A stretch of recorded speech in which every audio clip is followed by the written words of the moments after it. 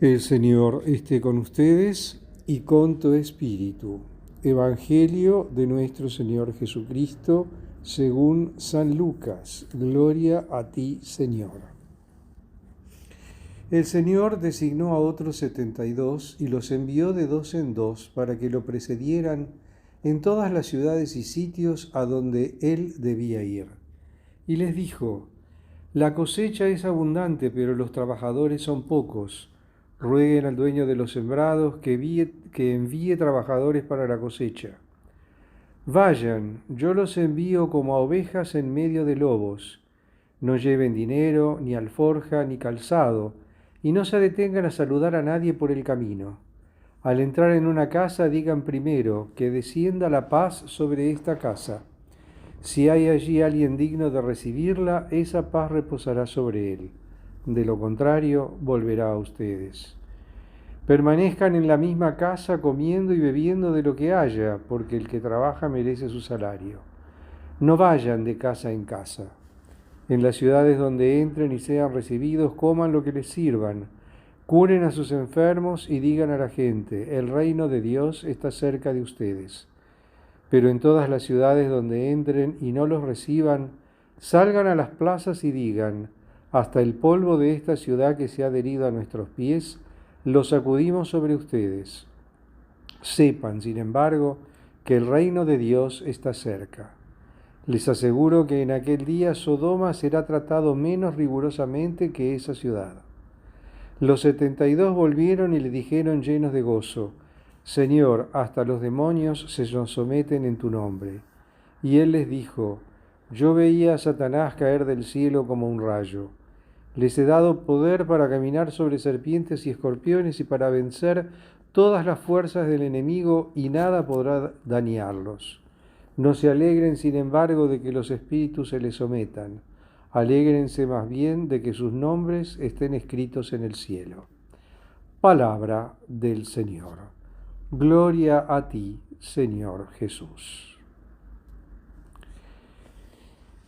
Este domingo, el domingo 14 del tiempo durante el año, la liturgia nos ofrece reflexionar sobre esta primera parte del capítulo 10 del Evangelio de Lucas, que es la continuación del que leíamos el domingo pasado. El domingo pasado veíamos que Jesús se encaminaba directamente hacia Jerusalén, en este gran viaje teológico que realiza a Jerusalén para cumplir con el designio del Padre Celestial.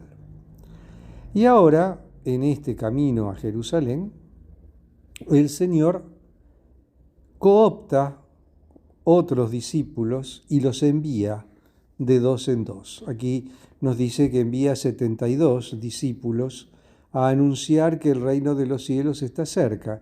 Este número 72 nos recuerda a los 72 ancianos que Moisés elige para que lo ayuden a regir y acompañar y apacentar al pueblo de Israel en el camino del desierto. Y a estos 72 discípulos les da algunas recomendaciones para el viaje. Algunas recomendaciones que podrían resultarnos un poco curiosas.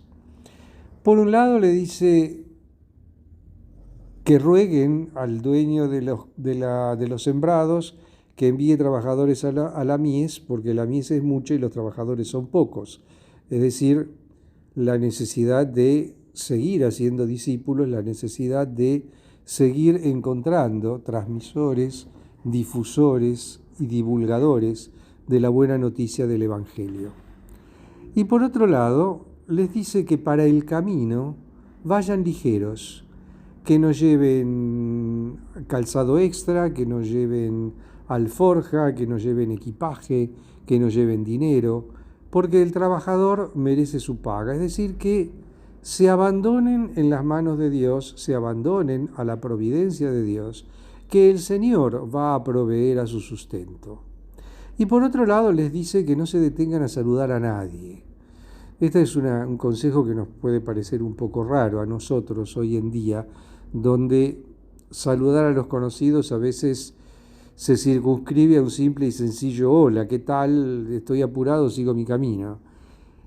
En aquella época, los saludos, el encontrarse con algún conocido y saludar a alguien, implicaba toda una serie de gestos y de ceremonias protocolares que hacían perder mucho tiempo.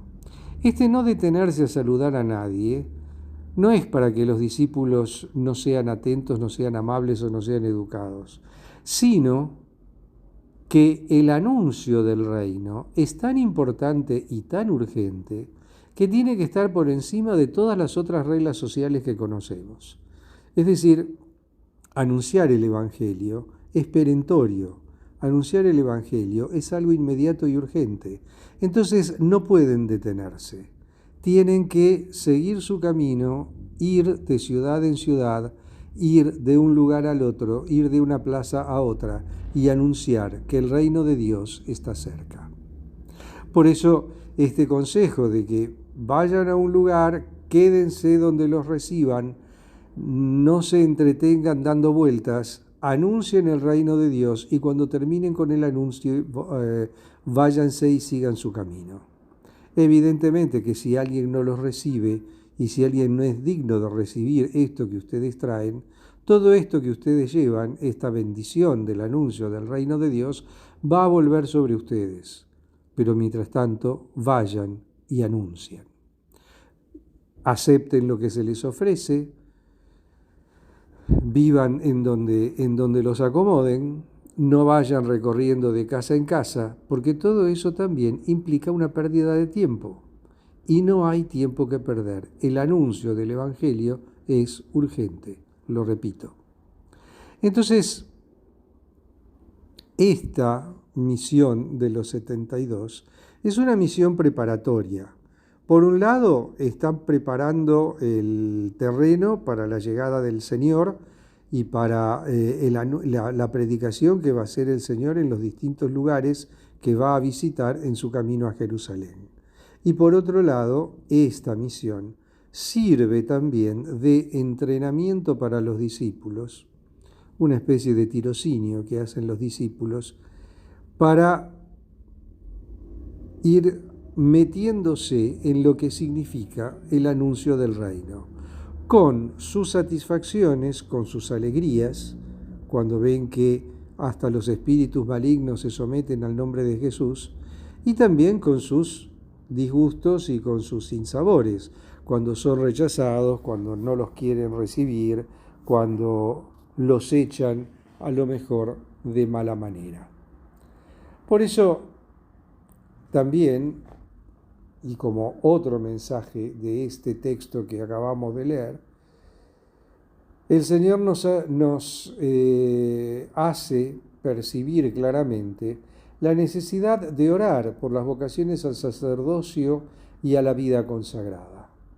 Entonces no nos podemos sorprender que ahí donde hay y donde reina una comunidad, una familia, una parroquia, etc., donde reina un espíritu de oración muy profundo y muy sentido, ahí florece las vocaciones religiosas, ahí florece el fervor, porque la santidad de la Iglesia depende esencialmente de la unión con Cristo y de la apertura al misterio de la gracia que actúa en el corazón de los creyentes.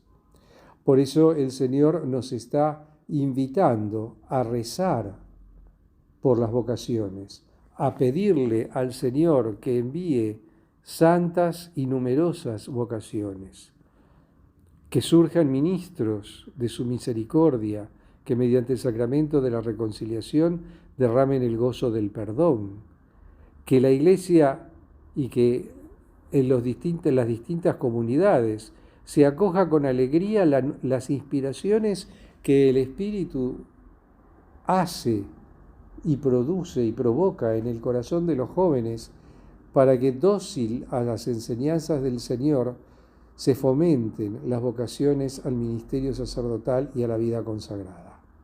Por eso también tenemos que pedir que el Señor fortalezca a los obispos, sacerdotes, diáconos y a todos los consagrados y a todos los bautizados para que cumplan fielmente la misión al servicio del Evangelio. Todo esto forma parte, sin duda, de nuestra vocación bautismal y todo esto forma parte de este misterio de unión entre el hombre y Dios. Porque el Señor sigue actuando, el Espíritu Santo sigue suscitando, el Señor sigue llamando, pero lamentablemente muchas veces se mira para otro lado. Por eso es que tenemos no solo que pedir que haya numerosas y santas vocaciones, sino también que haya corazones dispuestos a recibir ese llamado, a acoger ese llamado y a acompañar el llamado que han recibido otros a ese seguimiento. Y no ponerle cortapisas, no ponerle frenos y no ponerle obstáculos que alejan el plan de Dios de la vida de la Iglesia. Entonces, en esta celebración, en este domingo, pidamos al Señor que surjan en el seno de la Iglesia y en el seno de nuestras comunidades numerosas y santas vocaciones acompañadas por un espíritu de oración fuerte, firme, profundo, especialmente la adoración eucarística, el rezo del Santo Rosario, y que sepamos acompañar a aquellos que han sido llamados a consagrarse por entero al reino de Dios. Alabado sea Jesucristo, por siempre sea bendito y alabado.